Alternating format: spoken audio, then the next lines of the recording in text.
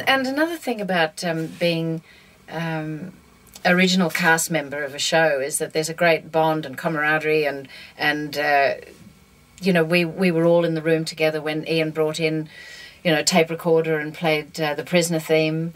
You know, and you're in on the ground floor of absolutely everything that's going on. So he was a wonderful producer.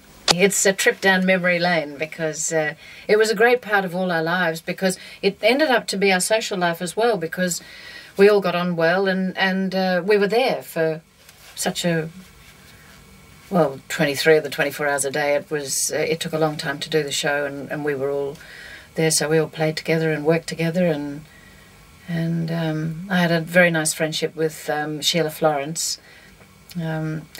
It sort of developed towards the very end of my time there, and really continued outside the show.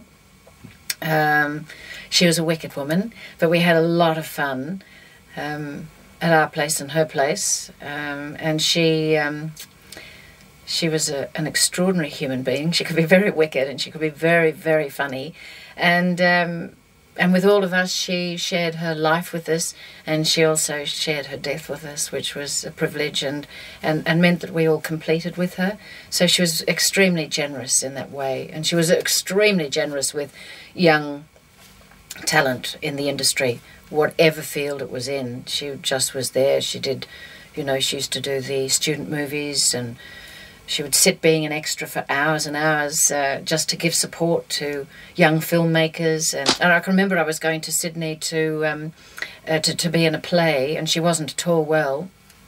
And I can remember it was a rainy day, and I was driving out of Melbourne, and I was actually crying as I was driving out of Melbourne on my way to Sydney, because I didn't think I'd see her again.